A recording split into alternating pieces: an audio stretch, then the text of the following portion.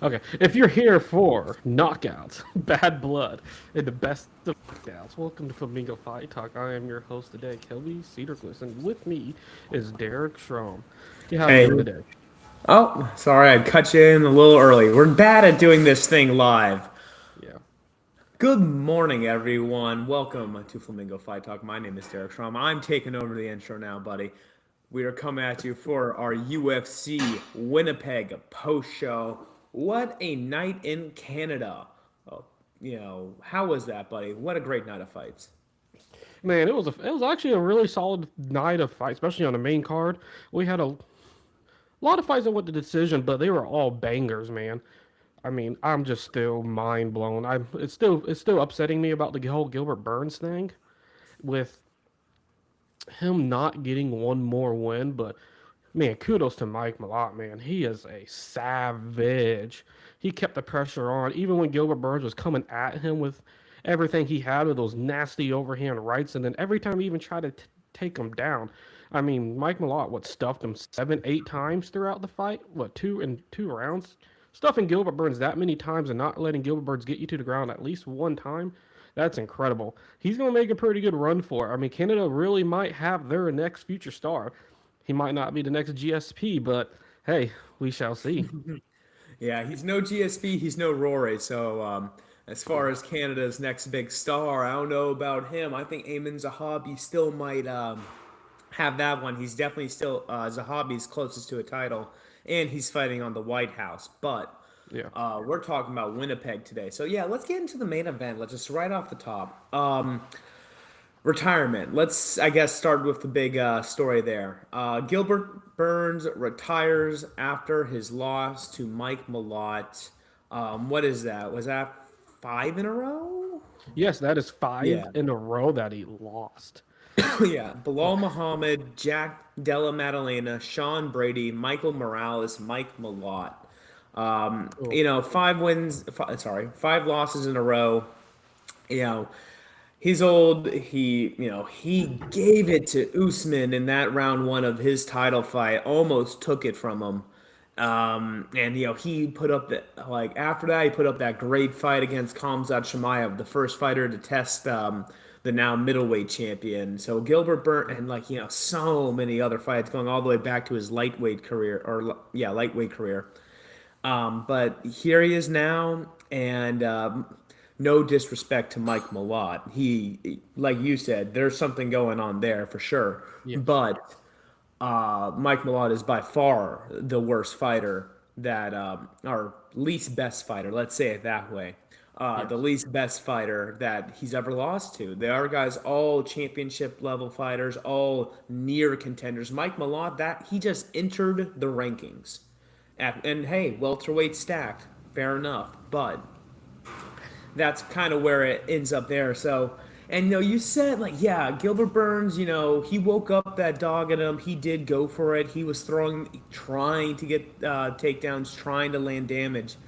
But for long stretches there, he was just standing, not throwing right in front of Mike Malott. Mike Malott able to work his game a little bit there. And I know last week we didn't do the best preview of the fight No. because it was one of those things where we don't really knew. I think the fight kind of justified why we didn't really know what to say because we had concerns that Burns might be overdue.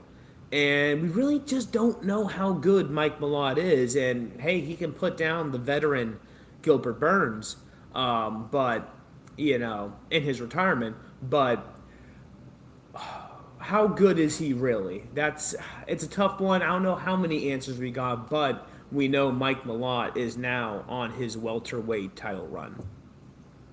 Yes, Michael Lott is 100% for sure on his welterweight title run.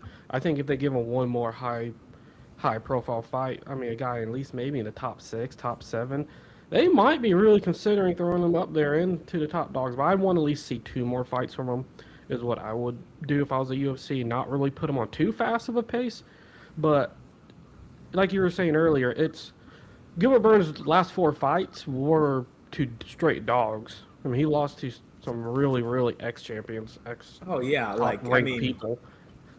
I That's mean, why it's like, yeah.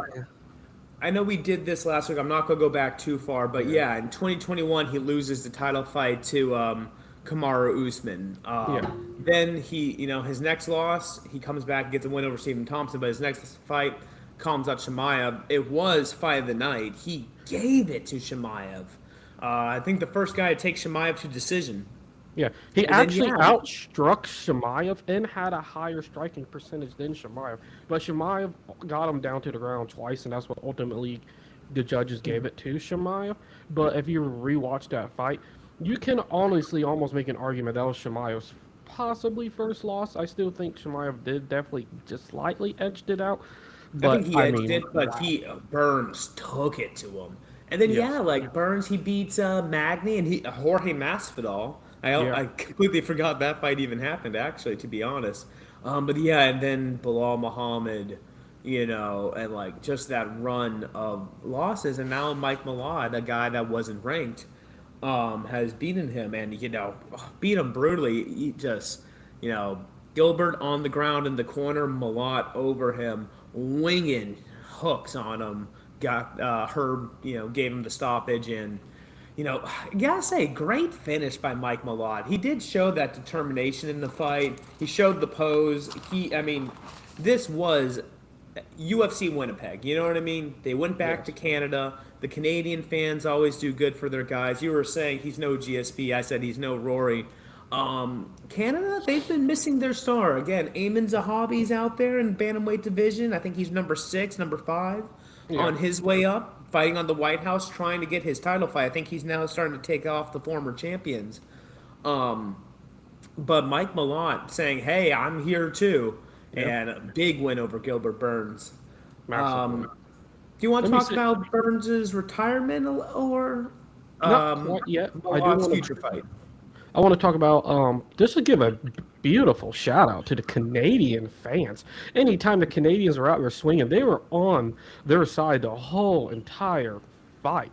They wanted all the Canadians to win. I mean, it was really fun to see, and the cheering ovation that they gave Gilbert Burns in or at during his retirement speech was beautiful. I mean, Canada's really showed out their true what's the word the Canadians use, like their brotherly love, or how do they have a certain word that they use, but the one of the friendliest countries in the world, they really showed it out today. And shout out to the Canadians.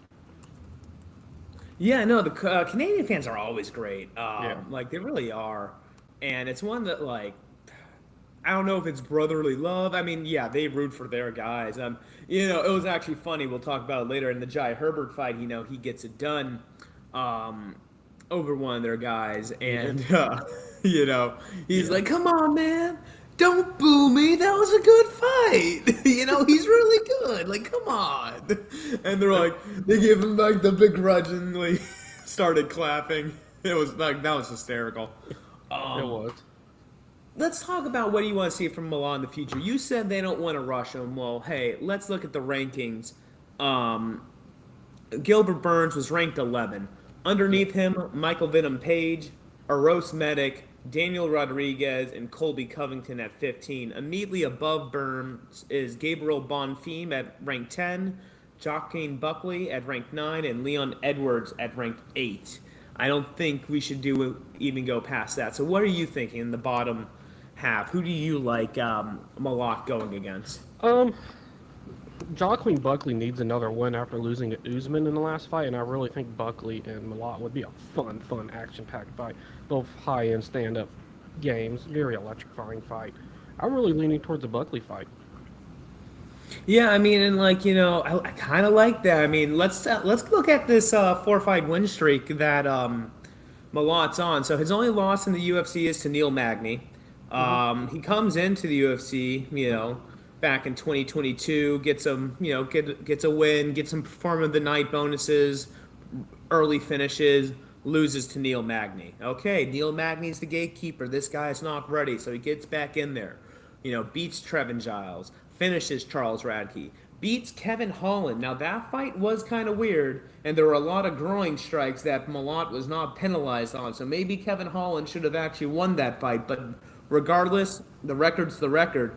He got the win over Kevin Holland, and now he just finished Gilbert Burns and gets another performance bonus. By the way, make that money, 100K after winning in front of your hometown, or at least your countrymen. That's Yeah. good. Must be feeling good for him. You can never say anything wrong about an extra 100 bands in the pocket. Shout out to him. So you're saying Buckley, so that's going up. Like, frankly, you know, What do you think? we're talking about. I mean, no, I'm setting him up for failure. Put him against MVP. Oh, I mean, MVP wouldn't be a bad option.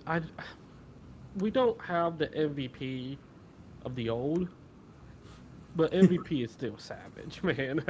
I know. That'd be a real I test. gotta keep hyping my guy up. Yeah, that would be a real test putting him up against Michael Venom Page. I mean, it'd be a fun stand-up fight. I don't think MVP would take it to the ground by any means. I think it'd be very electrifying.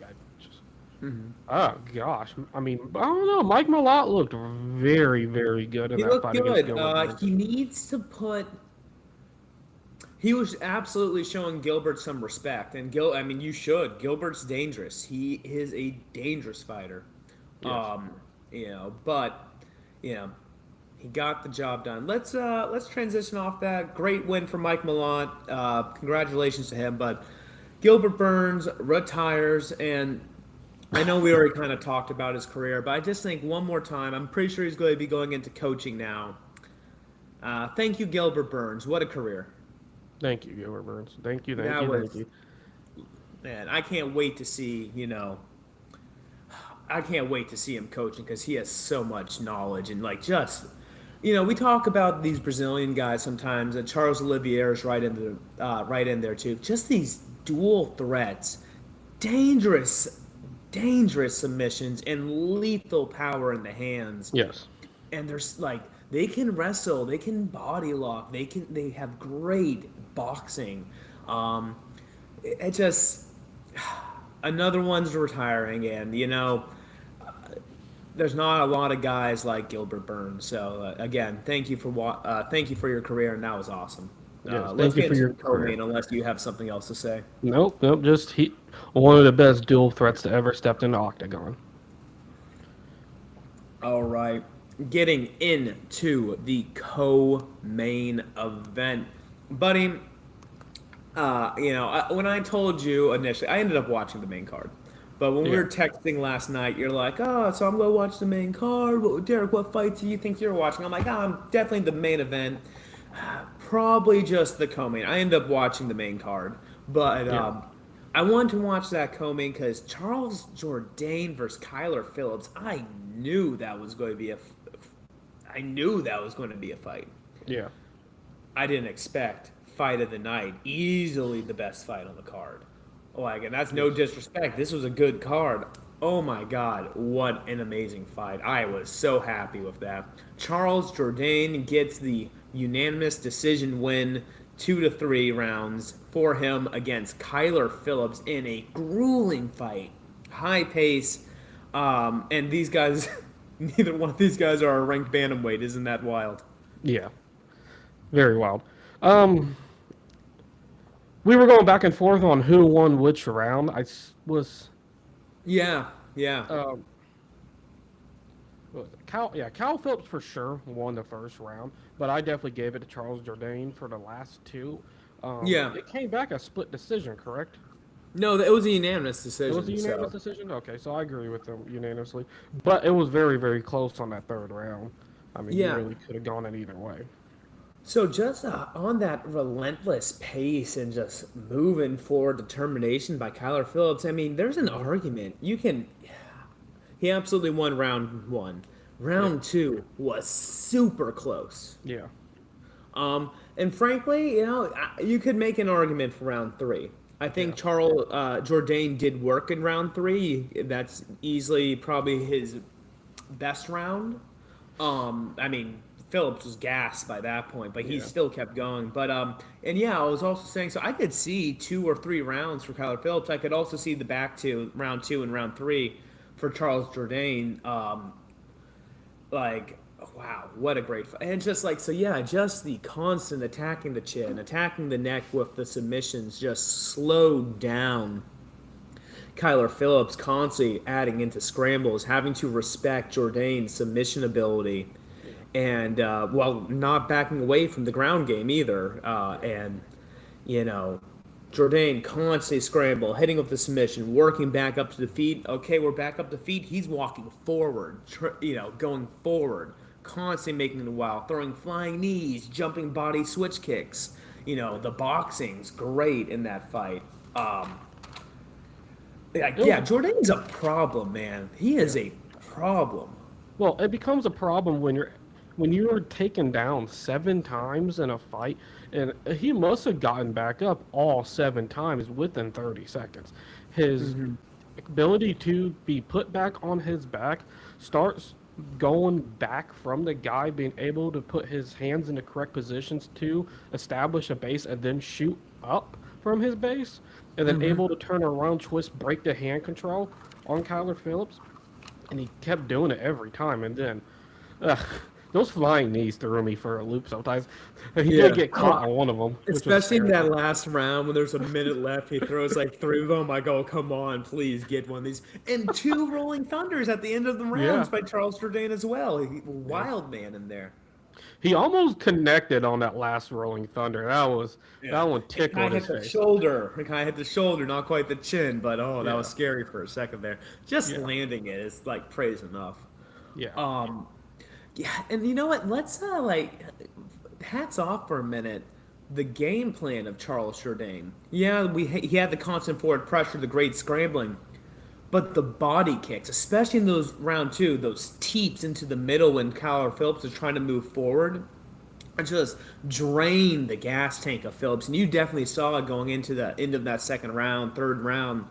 Phillips deep breaths, and then one of those scrambles, Jourdain hit him some elbows, busting him up in the third round. He's like bleeding around his eye. I definitely think that visual damage is what helped secure round three for Charles Jourdain because again, it was close.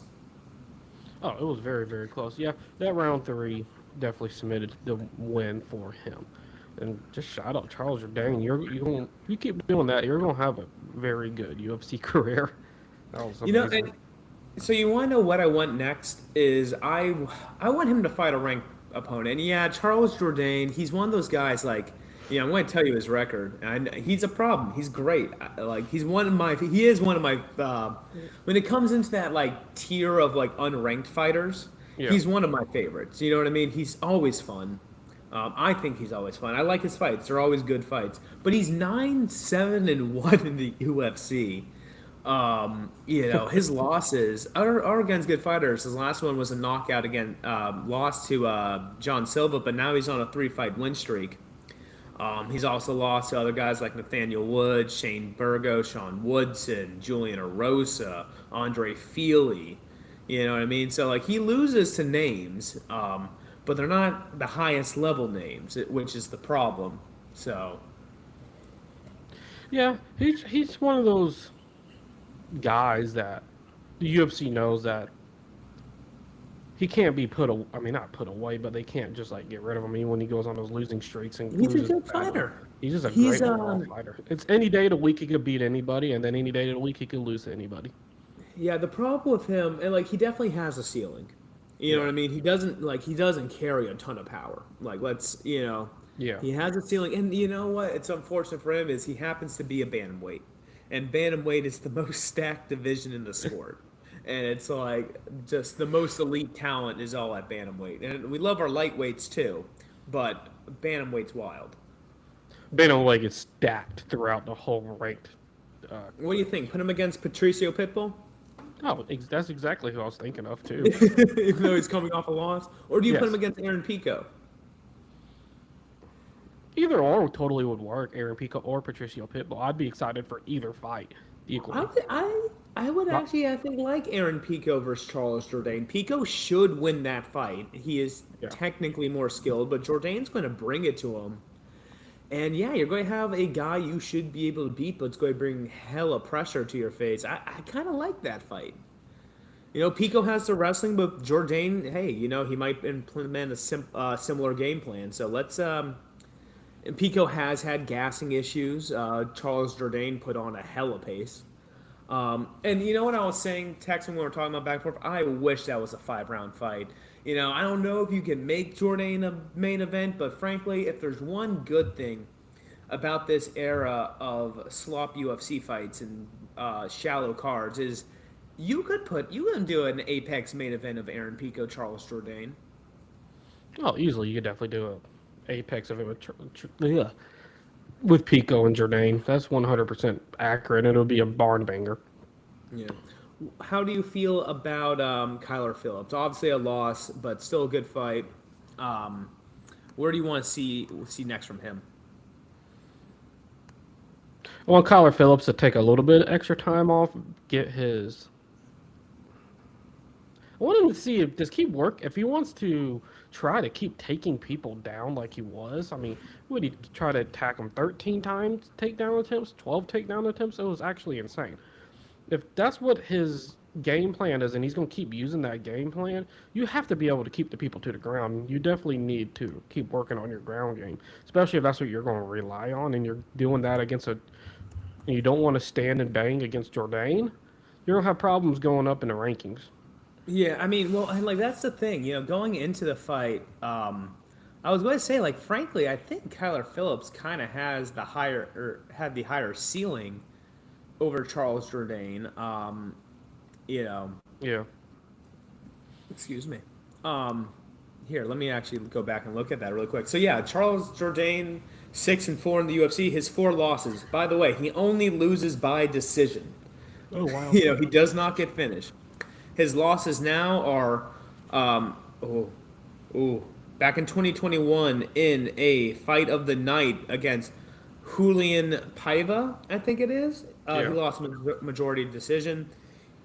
He loses a decision against Rob Font, Vinicius Oliveira, and now Charles Jourdain in another fight of the night. So 2 losses in fight of the night is good for him. But now, 3 fight losing streak for Kyler Phillips. And like, hey, these are good fights, but damn, his best win, maybe Pedro Munoz, Hani Barcelos. He does have a win over Song Yadong back in 2021, and if you go way back, nope, that's Charles Jourdain that has the way back win over Lando Venata. But and that's the thing, Charles. Back in the day, when we were in our prime of watching the fights back in the 2010s, what does that mean? Kyler Phillips being on a 3 fight losing streak, it means he'd be cut. And I Correct. think that could be the one of the worst things they would do. For like, I would be so disappointed if they got rid of Kyler Phillips. I want to see him back in the ring or octagon. Sorry. Yeah, no, like I was saying, he needs to crisp up a couple things in his fighting, and then he has to get a win. If he goes on a 4 fight losing streak, I don't care. Kyler Phillips, you're not going to be in the UFC much longer. How do you like him against Ricky Simone? At this point in Ricky Simone's career, it's not a bad fight by any means. Yeah. Um, How's Ricky I don't like it doing? though. No, you don't like that fight? I just I want Keller Phillips to get the win. I think that's a little too. Well, Ricky. Okay. Let's argue that. Let's argue that really quick. What do you mean get through? I think Kyler Phillips has a good chance at beating Ricky Simone. I mean, Yeah, again, he has to contend with the power and some wrestling, but I think he should be able to put a pace, uh, a similar game plan that he just did, but actually get the win. yeah, Charles Jourdain, I mean, yeah, Ricky Simone does carry a little bit more power, but Jourdain's not in the Simone's not in the rankings anymore. 10-6 in the UFC and one. His last fight was the draw against Yanez a couple weeks ago, and he's actually coming off a loss before that. My had a little stutter there. I think I'm good. I might have too many windows open. Um, Let me go ahead and go back here. But yeah. sorry Close about those that. windows out. Yeah. All right. Well, you have like 16 Tapology pages open while live streaming and have the YouTube feed open. Just check on it. Let me go ahead and close that. I think that's what's causing the issue. But no one's commenting in the live chat. Anyone watching, you should comment. We can have a Q&A here, by the way. Anyways, Ricky Simone, who would you put him against then? If you like, Simone's a good fight. Like he's on a losing streak, even though he's coming off a loss. It draws a loss in the UFC. Okay, Yeah, so like, I think that'd be a fun fight. But if you disagree, give me a better one. Let me pull up Topology real quick. Where do they have Ricky Simone at? He's not ranked. Yeah, but That's my Topology point. be going deep. Yeah, Topology's rankings. I don't. He's gonna be low. Probably in the 23. 30. What? 23. 20. Where do they have Kyler Phillips now? 20. Okay, it's perfect matchmaking. Perfect And matchmaking. Charles Jourdain is 19. Yeah, he should be now. He ain't gonna go up in rank. I don't. Do you think they put him ranked? No, there ain't no way to put Charles Jourdain ranked. Jourdain or Phillips? No, No. no. Talk about Charles Jourdain because Charles well, Jourdain, I was saying, hopefully, like I said, against maybe Pitbull or Aaron Pico. yeah, In the on the UFC rankings, they are ranked 13 for Pico, 15 for Pit, 15 for Pitbull, 13 for Pico. yeah. But yeah, 25 minutes in, and we are just finishing up our post fight for UFC Winnipeg. I mean, the more I'm thinking about it, Ricky Or Simone wouldn't be bad. Bryce Mitchell wouldn't be bad. Bryce Mitchell wouldn't be bad either. It'd be between those two. I think Bryce Mitchell or Ricky Simone. I think he would have problems still with both, but we shall see. Let's get going into the rest of the card here. Okay. Did you watch the whole main card? Not the whole thing, but I did catch the women's fight. Okay. So let's quickly, before we get to that, quickly talk about Jai Herbert and Mendel Nalo. Jai Herbert, wow. That was a fun fight. Did you watch that one? Yeah, I did. All right. Round one, Nalo going in aggressive. He has the kicks. He has those good straight punches. I don't know if, like, okay, they weren't all drops, but Jai Herbert butt hit the ground 4 times in that first round. Yeah. I think 2 were slips and 2 were punches. But like he's off balance, and again, he's hurt. He's getting like Jai Herbert does get hurt. You know what I Yeah. mean? But like, but Perfect timing and perfect punch. yeah, catches him, hits him with the ground and pound. And you were talking in the last fight about good jujitsu. Ready for this one? Wow, Yeah. Nalo is raw, getting bombed on. He transfers. He isolates the arm. So Herbert postures up. He switches, goes for the leg lock. Yeah. Herbert starts to walk out of it. Nalo wrestles up, pushes him against the cage, separates. Beautiful jujitsu into a wrestle up, stand up separation after getting bombed on. The problem was he didn't have enough time to recover. He's still wobbly, he's still rocked, and Herbert closes in on prey there and gets it done. Just drops him, and he just won that ticket via ground and pound. Hey Yuri, this is how you attack the prey. Yeah, when the guy's hurt, Yes. close that distance. By the way, we talked about that 100 bands for Mike Malott. Jourdain and Phillips fight tonight also got 100K each. Jai Herbert, I kind of feel like he maybe deserved a performance bonus. Maybe. Yes. Barbosa ended up getting it with his beautiful knockout we'll talk about later. But I feel like Herbert might deserve that, but regardless, he got his finish bonus. Anything else you want to say about that fight? No, it was a very quick, electrifying fight. Went down, got back up, got the finish, Yeah. and finished it off. It was a beautiful, beautiful BJJ on the ground, like you were saying. I mean, you couldn't have said that fight any better, Derek. I mean, you just I took redid notes. the whole fight. When the fights only go for 3 minutes, they're pretty easy to talk about. Yeah, like But let's talk about this one that went for 15 minutes that you watched. I did watch it too, and I actually went to rewatch it because I wasn't paying full attention, and then I actually went and put on the Jourdain Phillips fight again because I'm like, I want to watch this fight again. If I'm going to watch a fight twice, I might as well Yeah. watch the fight of the night twice. Yes. Jasmine Jasdavicius takes on and wins against what's Is it I'm blanking on her Prince? first name. Silva. Karine Silva. Karine Silva. I'm sorry. Dude, Karine Silva, I was shocked by the amount of submission attempts that she was trying to pull off on that fight.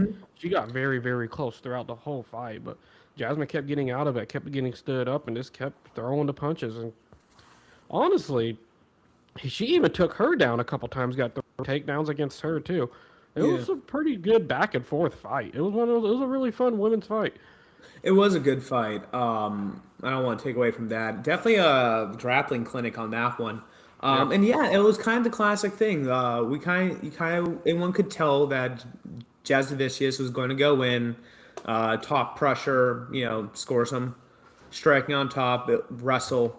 And yeah, Karine Silla, she has like her thing is going to be submissions on that. So it's kind of one of those things where it's like, both were ranked fighters. I believe they were occupying the back half of. No, they're in the middle of the pack. So Jasudavicius was ranked 7 in the flyweight division, and Karine Silva ranked 9. Sure. So she was fighting down and defend. So now the people above Jasudavicius are Rose Namajunas, Macy Barber, Aaron Blanchfield, Alexa Grasso, Manon Ferro, and Natalia Silva. Um, all tough fights, and I don't know if Jasudavicius can beat those fighters, but what do you She, think? I think she is perfectly ranked. So like because everybody above her, I see she's gonna have a lot of trouble against because she had a lot of trouble against the fight she was just in yesterday. And Yeah, her first not first loss in the UFC. I mean, let's go through this. 9-3 in the UFC, a bunch of good wins. Her best win, the win against Karine Silva was good, but her best win was definitely her performance of the night, rear naked choke against Jessica Andrade. She also decision Myra Bueno Silva, which was good too. But her losses, Natalia Silva, Tracy Cortez, and her last fight where she got knocked out against Manon Fiorot. Yeah, and Manon Fiorot, Natalia Silva, above her. You know yeah, what I mean? In the rankings still, and actively still above her in the rankings. Alexa Grasso just got it back done. I guess Macy Barber coming off a loss is kind of the weakest link there. Maybe Aaron Blanchfield Rose, but all three of those, Blanchfield, Rose, and Barber, are definitely steps up for Jasudavicius. I mean the only fight you could really make there is a Macy Barber fight coming off of that loss recently. I don't Even then, honestly, though, unless honestly, you want to run it back on Natalia Silva, do what are you Rose. thinking?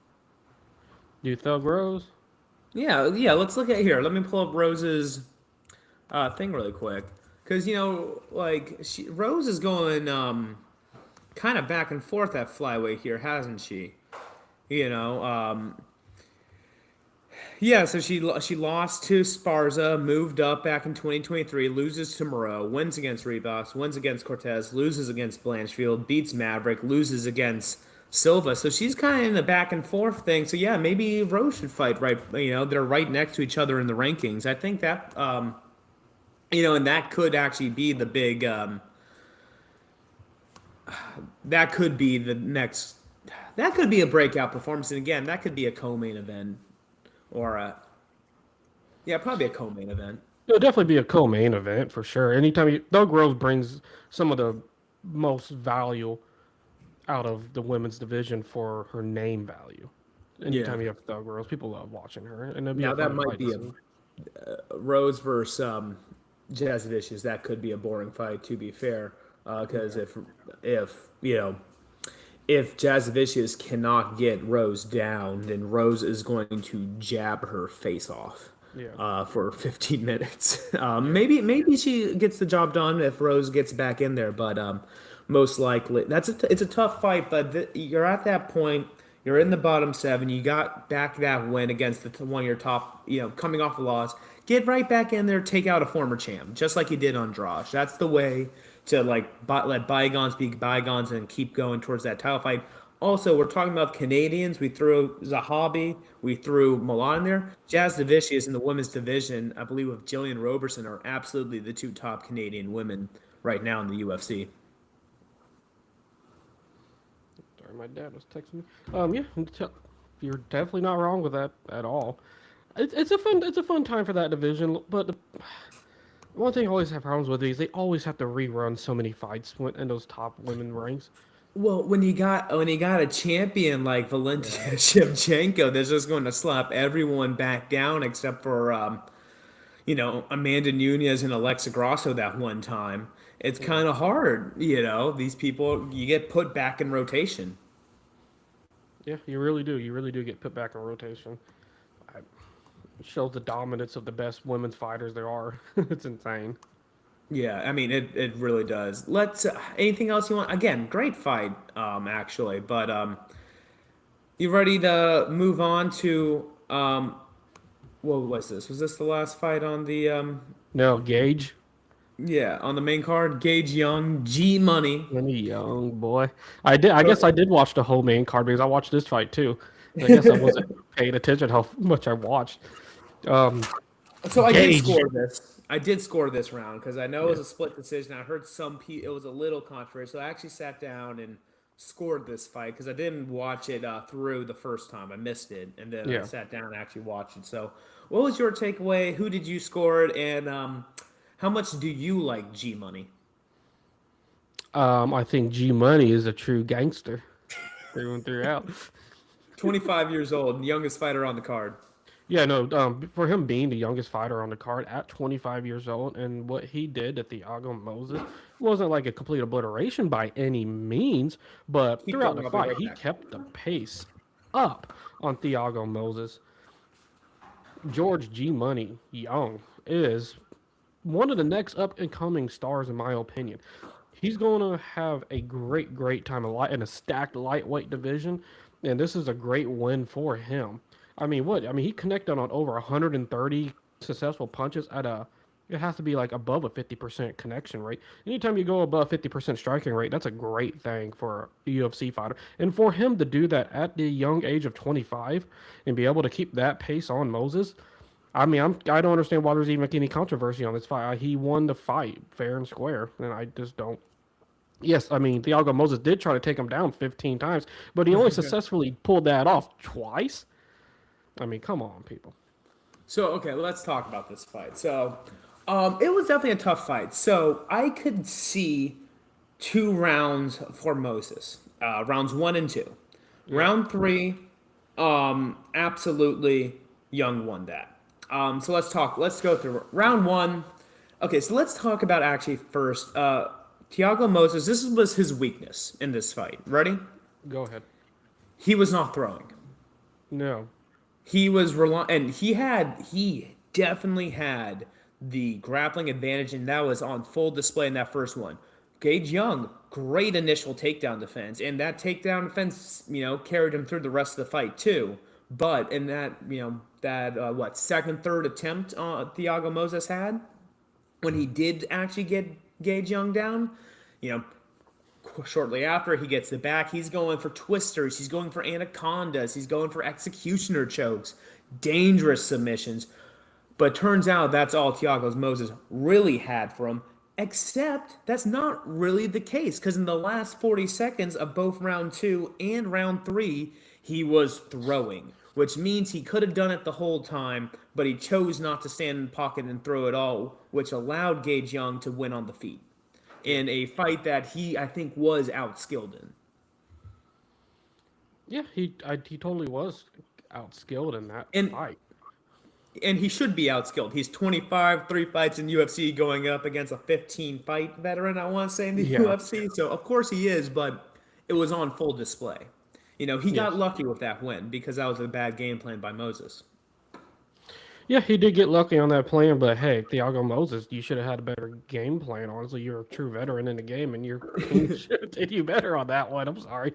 I, it was just, it is what it is, and sometimes that's just how it happens. And I just still think Gage definitely got the win. I can just see it a little bit why people would be like, So but it's the I don't round. think it's that big of a It's round controversy. two for me, and I'll Yeah. tell you why. So round two is tough to score. The best of the strikes of that round were in the last 40 seconds by Thiago Moises. Yeah.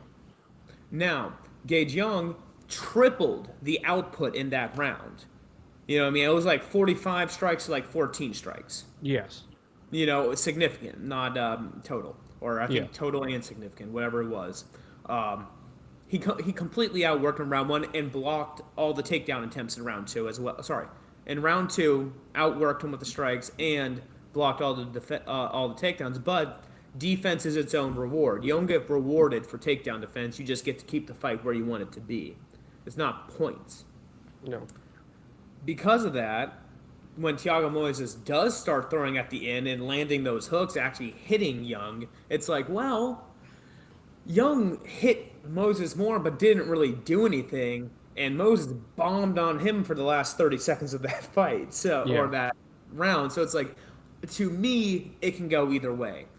Round one, absolutely for Young. Round one, absolutely for Moses. Round three, Yeah. absolutely for Young. And I will say the biggest criticism was,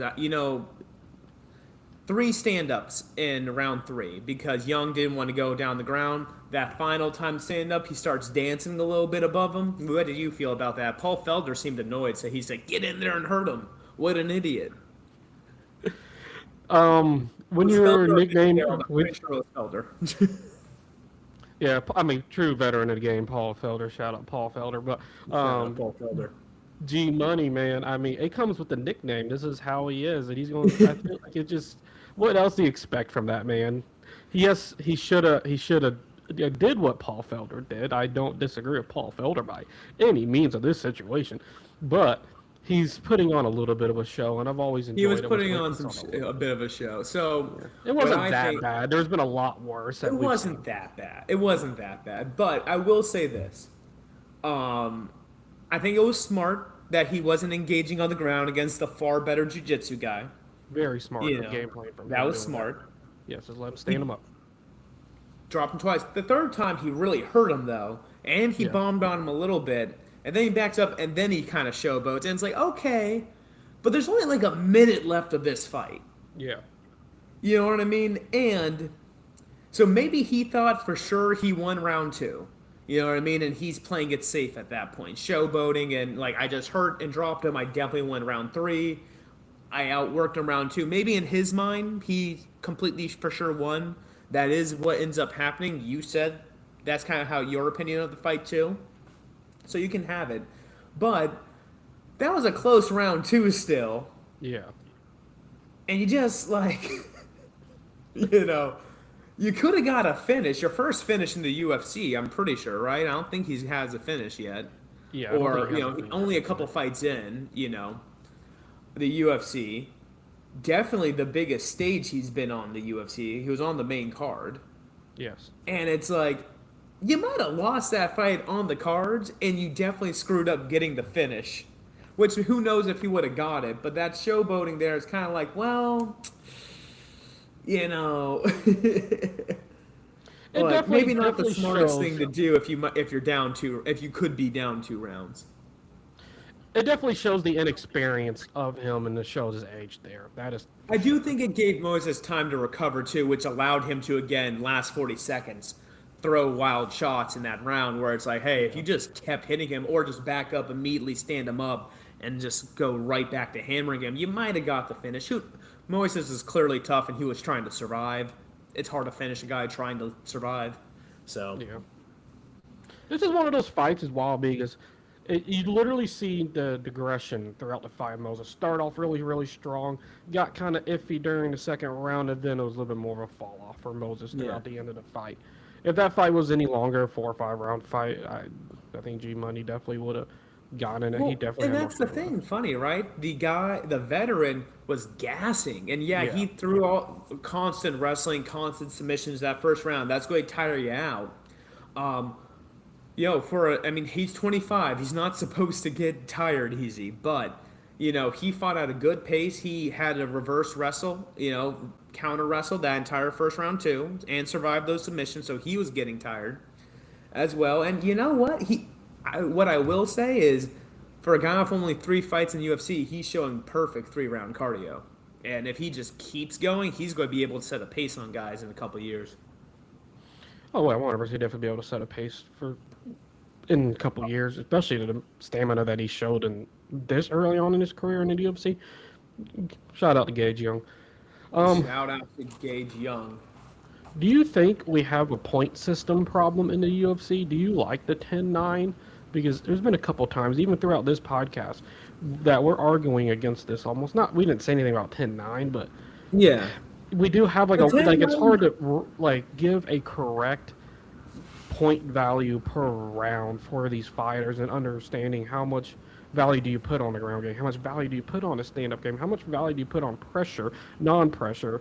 I mean, when people are on their bag, a lot of people think they're not being Losing. the active fighter, but a lot of the times they are. Sometimes being on Yeah. the back is the Well, better. if you're the guy on top and you're not doing it, you're not progressing towards a submission, and you're not landing damage, if the guy on the bottom is just Yeah, doing this, just like patty cake, pancaking you, but if you're just grappling and moving from like side mount to mount to half, like if you're just doing that, and you're not putting damage, then yeah, the guy on the bottom is going to win. yeah, Damage first. Defense is its own reward. Damage is what's scored. As for the 10-9 system, yeah, I mean, the problem with it is also the thing that makes it good. And that is the rules give the judges the latitude. So a 10 and a 9 can be very close, and a 9 and an 8 can be very close. A yeah, 9, it could be, wow, you just got your ass kicked, but you didn't get dropped and you didn't get too wobbled, but damn, I don't know if you landed a single punch in that round. You yeah, know, that can be a 10-9. You know what I yeah, mean? So, that's the problem. And, hey, there are 9-9s. There are 10, you can score a 10-10 if the round's too close. Normally people don't do that. yeah. It's so the You, 10-9 system, it is good because it gives the latitude, but when you're saying the scores at the end of the fight, it doesn't necessarily reflect how that fight got actually played. And you look at the classic examples of Nate Diaz landing the big shot on Leon Edwards in the final minutes of the fight, rocked him, and instead of pointing and laughing, he could have closed distance and maybe got the finish. yeah, And then everyone says, well, or in so many 3-round fights, one guy wins the first 2 rounds clearly, gasses, and then just is trying desperately to survive the mauling he's getting in the third round. yeah, Anyone that's been watching for 5 years has seen a fight like that. It happens very commonly. And if you go back to another promotion way back in the day, they had a different scoring system that reflected those types of fights better, and that was Pride. yeah, Pride, basically you had the 10-minute first round, and each but they didn't score the fights as each individual round. It's like, if you're beating the guy at the end and he's barely surviving, you won the fight, because if there was no time limit and no ref, you would have won that fight. And yeah, that's how the whole fight rules that Pride did. It was good. Absolutely, there are problems with Pride scoring as well. So it's one of those things where it's like, but how do you change it? Like, what's the action? I know some people talks about, well, introduce half points, and it's like, well, it's kind of one of those things where it is what it is, and I don't feel like anyone got robbed this time. And it's no, like, nobody got robbed on this fight, but it's so just one of those. It's always a question in the back of my head when I watch a lot of these fights. I just think that they need to implement and be more loose with it, allowing 10-8s to be scored more often instead of it being like it has to be a 10-9. I'm like, dude, no, the other guy connected twice and the other guy connected 100 times, and you're still yeah, doing and it a like that's 10-9. That's ridiculous. And then I and think yeah. that we need to have 5 scores instead of just a 3. I think 5 would be able So you to. want 2 more judges? Yes, I want 2 more judges because sometimes you get like 2 judges that can get kind of funky with their scoring. I think 5 would definitely help solidify, and for sure, like that dude really did get it. So my only comment on that is more doesn't mean better.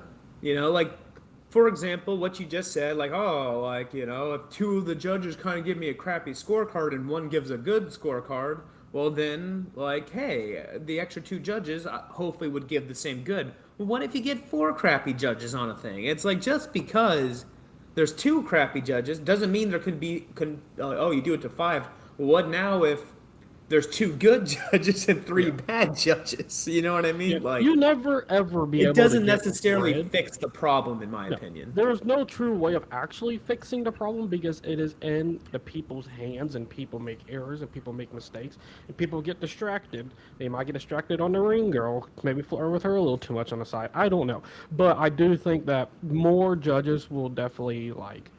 And plus, they don't get as much pressure on each judge too. Each judge now has a 33% value. You drop down their value down to 20%. I think it kind of helps out everything. I think more judges and still, I think, implement the 10-8s more often. Yeah, I think they should just get rid of all the judges.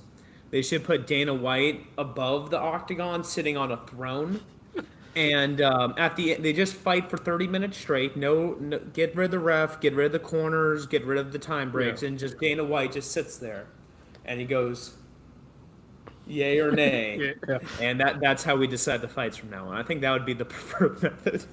Yeah, I think that'd be definitely 100% be the preferred method for Conor McGregor. Um, Turns out Conor McGregor's undefeated. yeah, Conor McGregor won hugely against Khabib Nurmagomedov. It was not even a Um, close fight. Let's get back into it. That nice little thing. We got to talk about this other performance bonus. Mauricio Barboza against Dennis Bazooka. I want to say Bazooka, but I don't think that's right. And but he might have got hit by a bazooka because Barboza short. Bro, it's the first real exchange. Barbosa enters the enters the matrix, blocks the body shot, slips under the left hook, lands his own left hook, flatlines him, and like I was like, oh, it's over.